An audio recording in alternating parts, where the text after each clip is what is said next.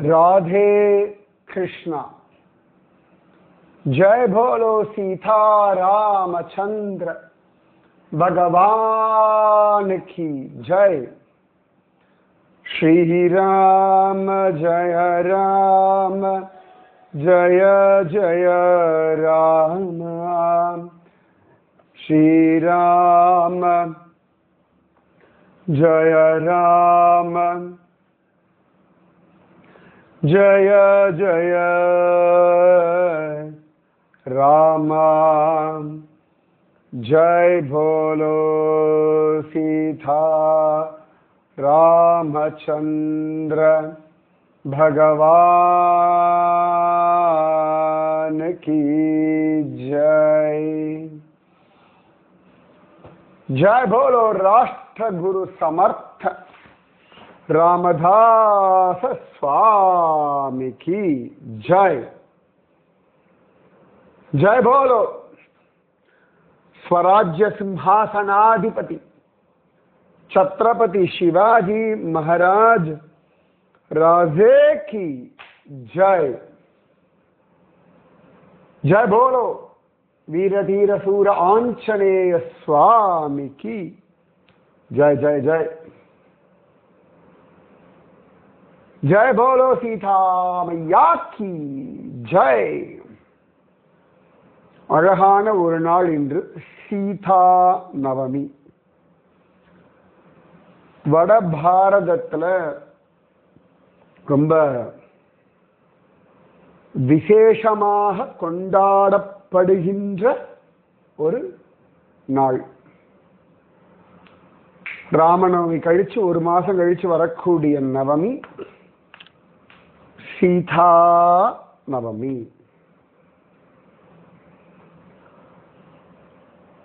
அழகா சுக்லபக்ஷ நவமி.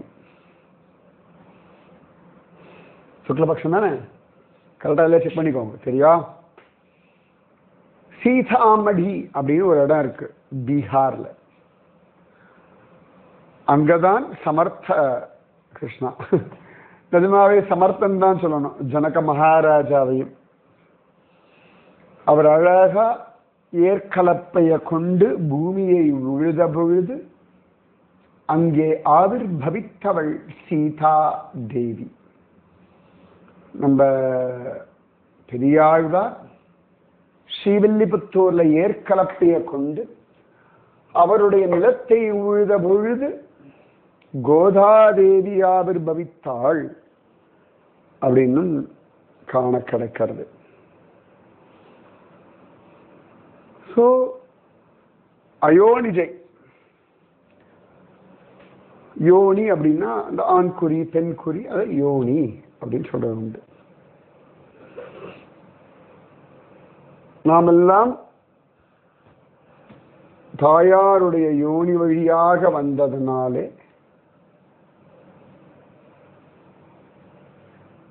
நாமெல்லாம் கர்ப்பவாசம் அப்படின்ற ஒண்ணு அடைஞ்சவர்கள்.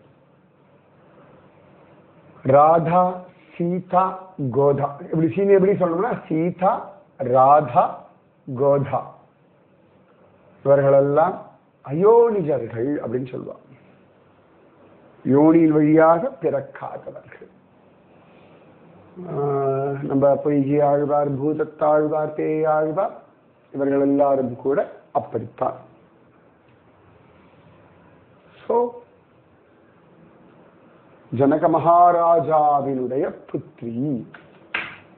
ஜனக மகாராஜாவுடைய மனைவியின் பெயர் சுனைனா. முன்னாடியே கேட்டிருக்கோம், சொல்றேன். ஜனக மகாராஜாவுக்கு சீதைக்கு அப்புறமா கிடைச்சவள் தான், பிறந்தவள் தான் ஊர்மிளா. அவள்தான் லக்ஷ்மணனுடைய பத்தினி.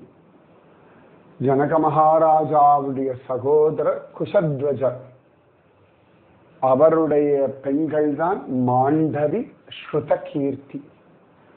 மாண்டவி பரதனுடைய மனைவி, ஸ்ருதகீர்த்தி சத்ருக்னனுடைய மனைவி. சீதா தேவி சிறுமியர் அனைவரும் சீதையின் வடிவம். ரொம்ப விசேஷம். அப்படி ஒரு நாள் இன்று சீதா நவமி.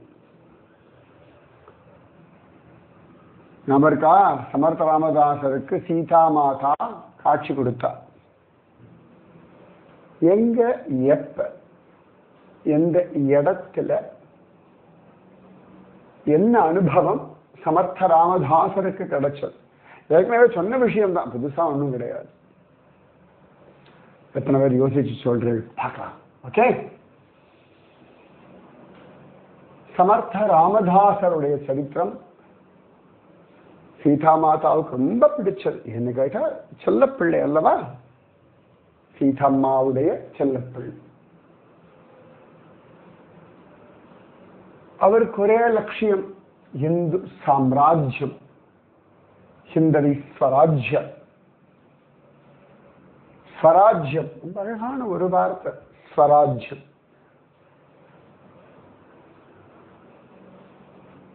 நம்ம சுதேசி அப்படின்னு இல்லையா, ஸ்வதேசி விதேசி அப்படின்னு சொல்லுவோம்.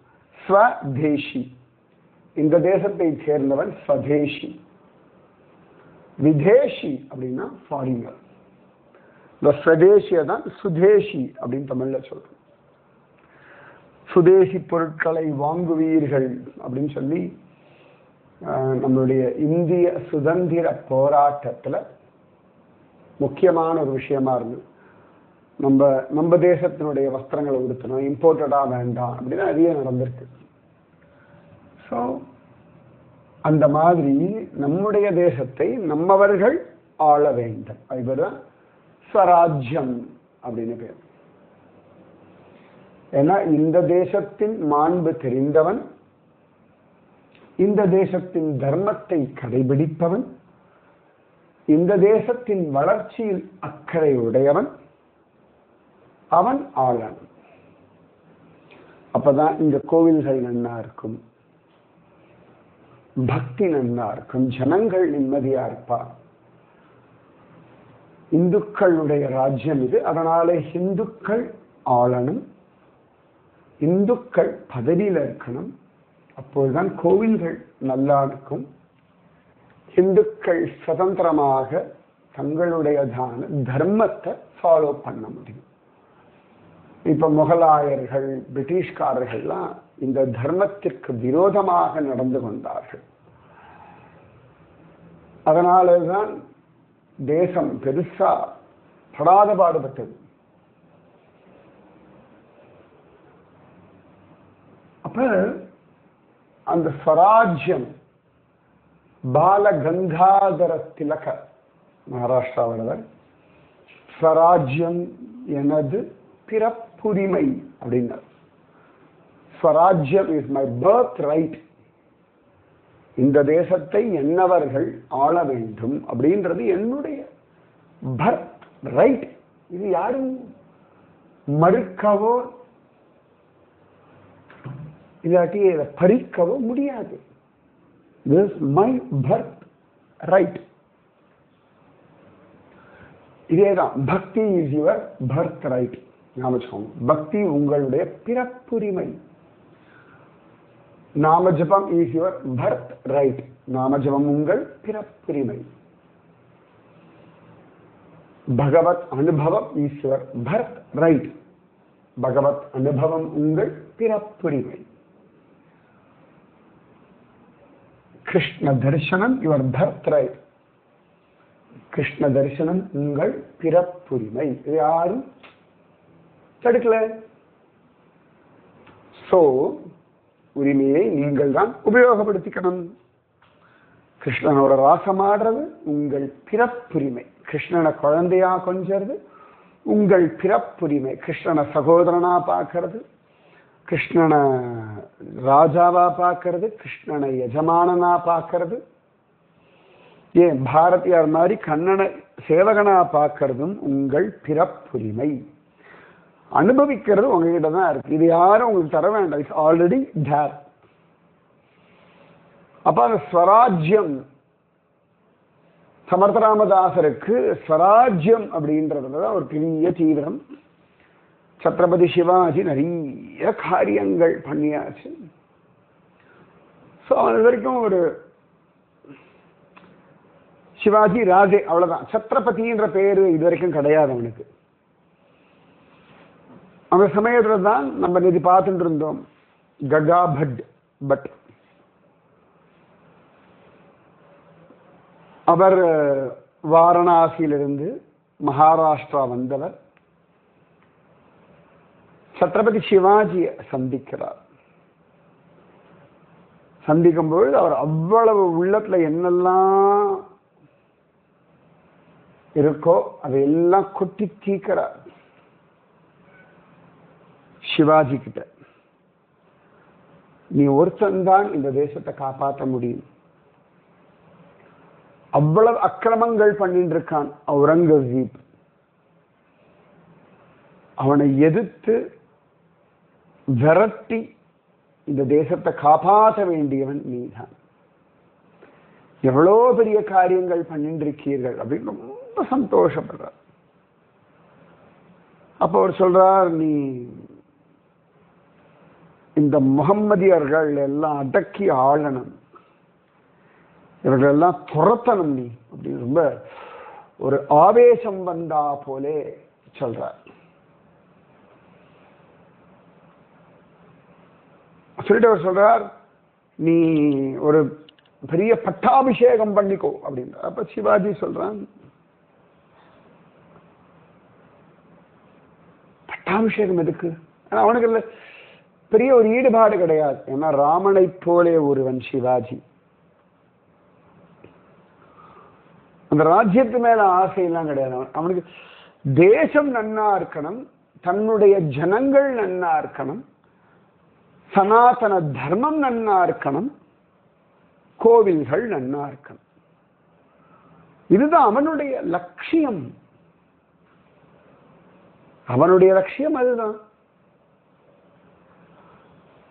அப்ப அவனுக்கு இந்த ராஜ்ய பட்டாபிஷேகம் இதெல்லாம் ஒரு பெரிய ஈடுபாடு கிடையாது. ராமனை போலே ஒருவனாச்சு. அப்ப அவர் சொல்றார், ககா பட் சிவாஜி, நீ பண்ணிட்டு இருக்கிற காரியம் எவ்வளவு பெருசு தெரியுமா? நீ வெறும ராஜே இல்லை, நீ சத்திரியர்களுக்கெல்லாம் பதி. நீ அந்த ஒரு பட்டாபிஷேகம் பண்ணிக்கணும். இந்த ஹிந்து ஸ்வராஜ்யத்துக்கு சிலதெல்லாம் அவசியம். இப்ப ஒரு தேசம்னு இருக்க வச்சுக்கோங்களேன், அந்த தேசத்தை ரெப்ரசென்ட் பண்ணி ஃபாரின்ல பேசணும், இல்லாட்டி ஒரு தீர்மானம் எடுக்கணும், ஏதானும் ஒரு காரியத்துல டிசிஷன் எடுத்து அதை ஃபாலோ பண்ணணும்னா அதற்கு அந்த பதவி அவசியம் இல்லையா? ஒரு காமன் மேனுக்கு 1000 ஆசைகள் இருக்கலாம், ஆனா ஒரு காமன் மேனை உலகம் மதிக்காது. கரெக்ட்? அவன் ரெப்ரசன்டேட்டிவா ஆகணும் அப்படின்னா காமன் மேனுக்கு ஒரு பதவி வேணும். ஒரு சின்ன ஒரு வார்டுல தானே பண்ணணும் அப்படின்னா வார்டு மெம்பர் ஆகணும். ஒரு குறிப்பிட்ட 1000 ஜனங்களுக்கு நல்லது பண்ணா அவன் ஒரு எம்எல்ஏ ஆகணும். அதை விட அதிகமான ஜனங்களுக்கு அவன் எதான பண்ணணும்னா மெம்பர் ஆஃப் பார்லிமெண்ட் ஆகணும்.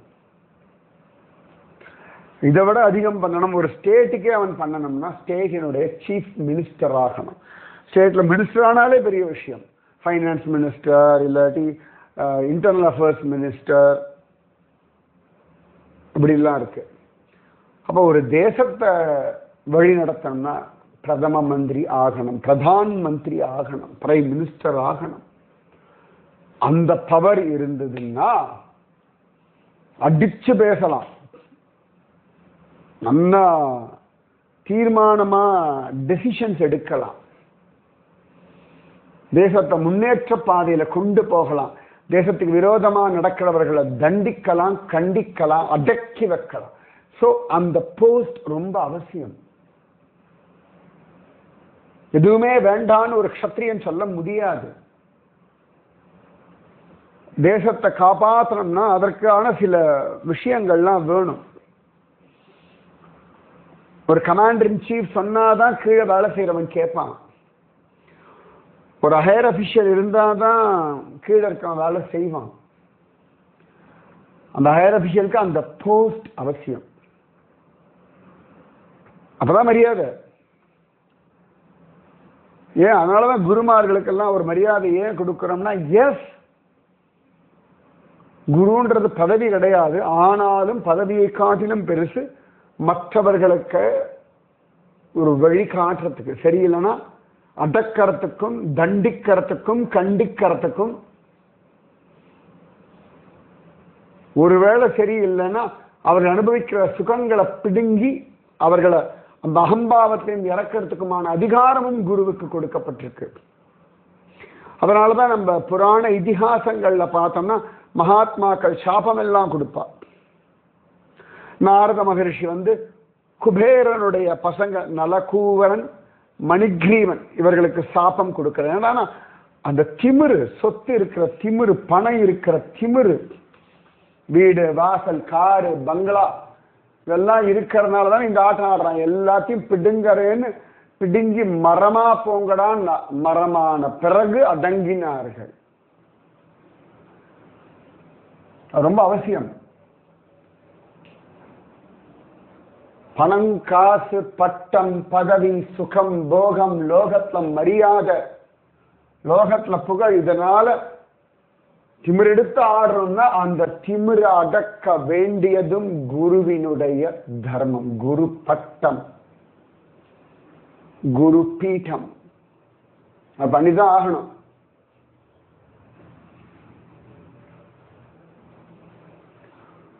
சோ மகாத்மாக்களுக்கும் அந்த பட்டம் பீடம் இதெல்லாம் உண்டு. அவர்கள் அதை வச்சுக்கிறது லோக நன்மைக்காக. இந்த இன்னைக்கும் பார்க்கலாம், சிங்கேரியில எல்லாம் தர்பார் நடக்கும், நவராத்திரி தர்பார். அப்ப சிங்கேரி ஆச்சாரியாலாம் தலையில கிரீடம் எல்லாம் போட்டுண்டு சர்வாபரணம் போட்டுண்டு வருவார்கள். ஏண்டான்னா தர்பார் அதற்குரிய அந்த ஒரு காம்பீரியம். சிலதெல்லாம் அப்படிதான். இப்ப கூட நான் ட்ரெக்கிங் போயிருந்தேன். எங்க தேவரியா தால் நினைக்கிறேன், தேவரியா தால வேற எங்கேயோ போயிருந்தேன். இப்ப இமாலயாஸ் போயிட்டு ஏதோ ஒரு இடத்துக்கு கோவிலுக்கு போனோம். எந்த கோவில்னு எனக்கு இப்ப ஞாபகம் இல்லை. அவர் மிலிட்டரி சீஃப், அவர் ஃபேமிலி கல்பேஸ்வர். எஸ், இப்ப ஞாபகம் வந்துருத்து. கல்பேஸ்வர் இன்னொரு இடத்துலையும் பார்த்தேன். மிலிட்டரி சீஃப், அவருக்கு முன்னாடி ஒரு வண்டி, அவருக்கு பின்னாடி ஒரு வண்டி. எங்கேயாவது ரோட பிளாக் பண்ணியிருந்தாலும் டக்குன்னு அந்த வண்டியில இருக்கக்கூடிய ஒரு மிலிட்ரி மேன் ஆர்மி மேன் இறங்கி போய் வண்டி நகட்டு சார் போறார் அப்படின்னு சொல்லிட்டு அந்த வழியெல்லாம் கிளியர் பண்ணி அவர் கோவிலுக்கெல்லாம் போறாருன்னா முன்னாடி பின்னாடி பார்த்துட்டு. ஏன்னா அந்த சீஃப், அந்த போஸ்ட், அதற்கான மரியாதை, அந்த ஒரு வெறப்பா தான் இருப்பா. எஸ், அந்த வெறப்பு அவசியம்தான். எப்பயுமே எல்லார்கிட்டையும் எல்லா சமயத்தையும் சாஃப்டாலாம் இருக்க முடியாது, சாஃப்டா இருக்கவும் கூடாது. அதனாலதான் சில சந்தர்ப்பங்கள்ல குரு வெறப்பா இருக்காருன்னா வெறப்பா இருக்க வேண்டிய சமயத்துல வெறப்பா தான் இருக்கணும். குழந்தையா இருக்கும்பொழுது சாஃப்டா இருப்பா. திமிருத்தனம் காட்டினா குருவுக்கு அதை விட திமிரு முடிச்சுக்கணுமா? குருவோட திமிருன்னு ஒண்ணு உண்டு. நீங்க தான் பார்த்தது இல்லை, நான் பார்த்துருக்கேன் என் குருஜியம்மா கிட்ட. செம்மையா இருக்கும். இந்த கெத்து காட்டுவா பாருங்க. வாவ், முதல்ல சீச்சி ஒரு பக்தியில இருக்கா அப்படி பண்ணலாமா, ஒரு குரு இப்படி பண்ணலாமான்னு. அப்ப அந்த சிஷ்யனா இருந்தது புரியல. சில இடங்கள்ல அந்த திமிரு அந்த கெத்து காட்டித்தான் ஆகணும். அது ஜம்முன்னு இருக்கும். அமேசிங். அந்த ஒரு காம்பீரியம். சொல்ல ககாபட் நீ பண்ணிக்கணும்பா. சிவாஜி யோசிக்கிறான், தன் குருவை தியானம் பண்ற. ரொம்ப நாளாவே சமர்த்த ராமதாஸ் சொல்லிட்டு இருக்கார். அதோட பிரார்த்திச்சுட்டு இருக்கார் துல்ஜா பவானி கிட்ட, அப்படி வசரத்தை கொண்டு போய் என் சிஷ்யனை. குருவுடைய மனசு குளிர்ந்து எடுத்து வச்சுக்கோங்களேன். உங்களை அந்த அந்த அந்த அவசரத்துக்கு உங்களால கற்பனை கூட பண்ணி பார்க்க முடியாத அவசரத்துக்கு அழிச்சுட்டு போவார். ரேனாபாய், கல்யாண் சுவாமி, உத்தவ், எவ்வளவு பேர் என்னால் சொல்ல முடியும். அந்த உள்ளம் குளிரணும், குருவின் மனம் குளிரும்படி நடக்கணும். நீங்க அப்படி சோப்பு போட்டு குரு முன்னாடி நடிச்சு ஆஹா ஓஹோ ஹீ ஹா ஈனா ஒன்றும் பிரயோஜனம் இல்லை. சொல் பேச்சு கேட்டு தர்மப்படி நடந்தால் மட்டுமே உங்கள் குருவின் ஹிருதயம் குளிரும். வேற ஆப்ஷனே கிடையாது. நீங்க கனகாபிஷேகம் பண்ணா கூட சிப்ப அப்படிடுவா. உங்களுடைய நடிப்பு தந்திரத்தம் உங்களன்னு சொல்லு பொதுவா. இப்ப பாருங்க இவெல்லாம் நடிச்சான் யாரு, இப்ப கர்ணன் அராத்து அராத்துன்னு வார்த்தை அவனுக்கு யூஸ் பண்ணக்கூடாது. அராத்துன்றது ஒரு நல்ல வார்த்தை. நல்ல வார்த்தைன்னா அவனெல்லாம் சொல்ற அளவுக்கு அதுக்கு அவன் ஒருத்தர் இல்லை. அராத்துன்னு கண்டுபிடிச்சிருவாங்க. என் குருஜி அம்மா சொல்ற வார்த்தை அராத்து அப்படிங்களா. என்னெல்லாம் கண்டுபிடிக்க வேண்டியிருக்க உங்க வாழ்க்கையில இல்லை, பரவாயில்ல கண்டுபிடிச்சுக்கோங்க, தப்பு இல்லை. அதான் குருஜி அம்மாவோட ஃபேவரட் வார்த்தை அராத்து. அடே அராத்து அப்படிங்கிறாங்க.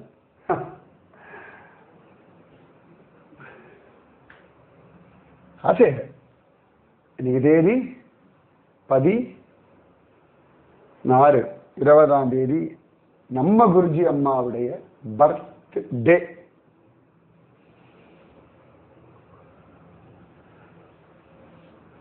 சமர்த்த ராமதாசர் மனசு அவ்வளவு குளிர்ந்து அவ்வளவு பெரிய ஆசீர்வாதம். அவன் அவன் அவன் உலகமே கொண்டாடணும் விசரத்துல கொண்டு வைக்கிறார். துல்ஜா பவானி கிட்ட பிரார்த்திச்சுக்கிறார்.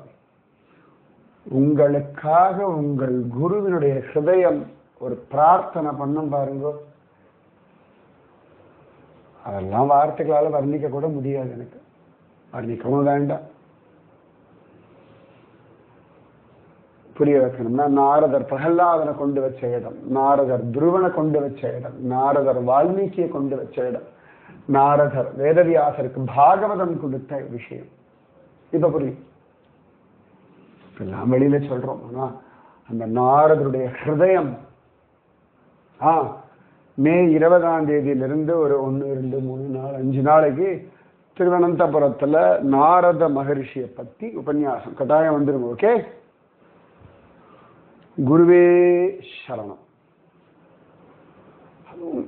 சிவாஜி ராஜே அவ்வளவு பெரியவன்.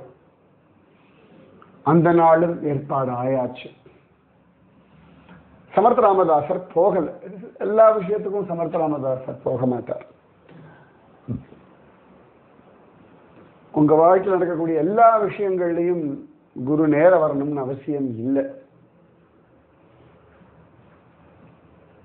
சில சில இடங்கள்ல சில பேருக்கு வராது, அவ்வளவுதான். அப்ப வராத அவளுக்கெல்லாம் அவளுக்கு மரியாதை இல்லை, அவள் மேல அன்பு இல்லை, அக்கறை இல்லை, அப்படி அர்த்தம்லாம் இல்லை. சங்கல்பமாகிறது எப்படி இருந்தாலும் நியாயமான அன்பும் தர்மப்படி இருக்கிறவாளுக்குமான ஆசீர்வாதம் என்னைக்குமே கிடைக்கும், சந்தேகமே வேண்டாம்.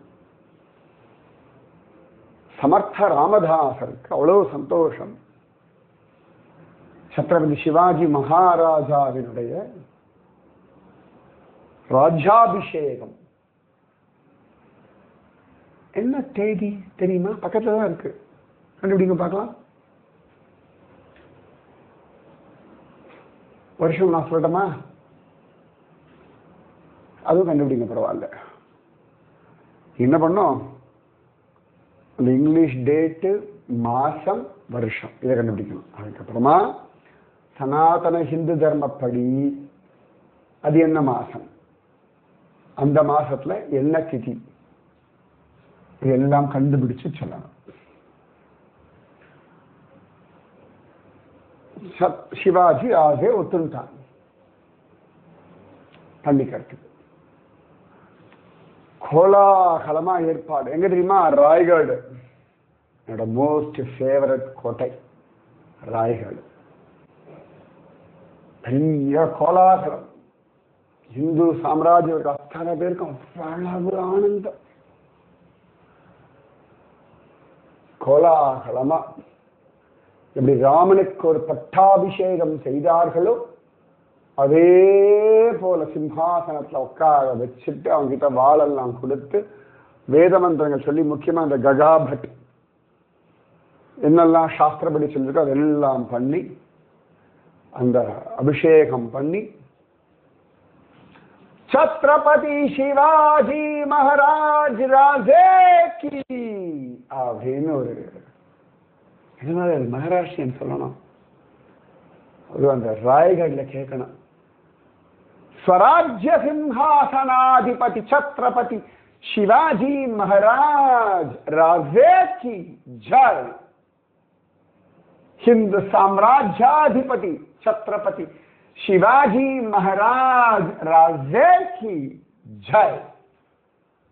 छत्रपति இதுதான் மெயினா அந்த ராஜ்யாபிஷேகத்துல அவனுக்கு கொடுக்கப்பட்ட டைட்டில்.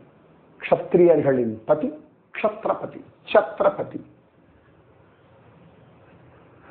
சத்ரபதி எம்பரர். இவ்வளவு மராठा சாம்ராஜ்யம் அவ்வளவு விசேஷம். சத்ரபதி சிவாஜி மகாராஜ். அந்த சமயத்துல சமர்த்த ராமதாசருடைய கண்கள் அப்படி கண்ணீர் வெளியறது.